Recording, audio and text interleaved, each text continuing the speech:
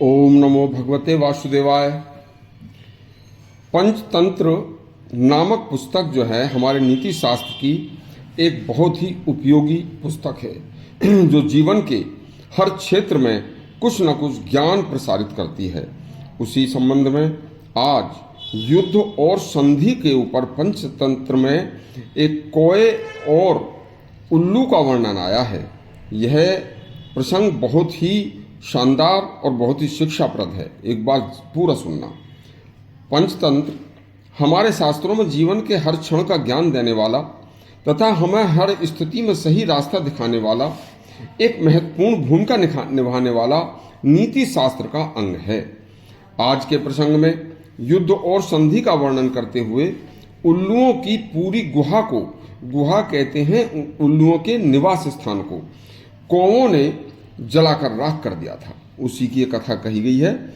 इसमें बताया गया है कि स्वार्थ सिद्धि के लिए शत्रु से भी मित्रता कर लेनी चाहिए और बाद में उस दुष्ट शत्रु को जिससे मित्रता की थी अपना कार्य सिद्ध हो जाने के बाद उस दुष्ट शत्रु को हर हाल में नष्ट कर देना चाहिए, क्योंकि नीति शास्त्र के अनुसार आपके द्वारा उससे उसे मित्र बनाने का मतलब यह नहीं है कि उसने दुष्टता त्याग दी या सचमुच में वह तुम्हारा मित्र बन गया। वह मित्रता केवल दिखावे की है और ऊपर की है। अंदर से वह दुश्मन बनाया हुआ है और दुश्मन ही रहेगा, वह मित्र नहीं बन सकता। इसलिए उसे नष्ट करने में ही नीति शास्त्र के अनुसार न्याय संगत है।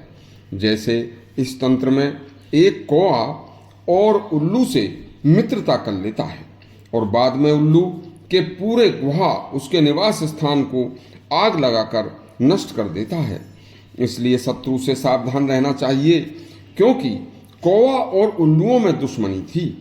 तब अपनी दुश्मनी का बदला लेने के लिए कौओं ने उल्लुओं से मित्रता कर ली और मित्रता करके उल्लू यह भूल गए कि कौओं से हमारी पुरानी दुश्मनी है और वह प्रमादी और आलसी हो गए कि अब तो सावधान रहने की कोई भी ज़रूरत ही नहीं है, हमारी पुरानी दुश्मनी भी नहीं है और सब मित्र हैं। अब किसी से सावधान रहने की भी कोई ज़रूरत नहीं है, क्योंकि उधर अब किसी से कोई डर ही नहीं है। बस ऐसा हुआ कि कौआ अपनी स्वार्थ सिद्धि का हर समय मौका देखते रहे और उल्लू प्रमादी हो गए, निठल्ले हो गए, भूल गए और एक दिन मौका देखकर उल्लुओं की पूरी गुहा को, उनके निवास स्थान को कौओं ने आग लगा दी उनका।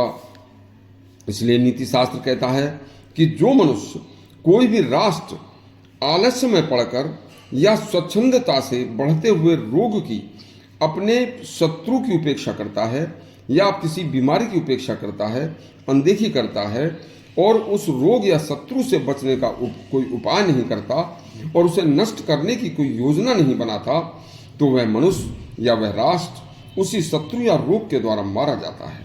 शास्त्रों में कहा गया है, यह उपेक्षित शत्रु स्वयं प्रसृतम यदक्षया रोग चालस्य संयुक्त सैसनस्तेन हंतेग है।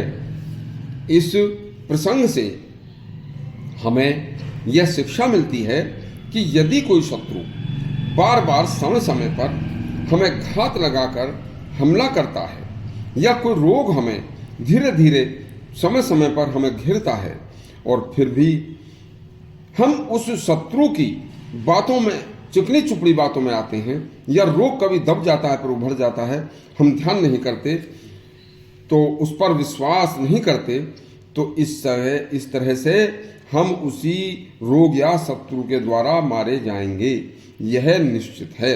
जैसा कि आज एक हमारा पड़ोसी देश हमारे साथ कर रहा है। यदि आपको हमारा प्रसंग अच्छा लगा हो तो हमारा चैनल सब्सक्राइब करें और घंटी दबाएं। धन्यवाद।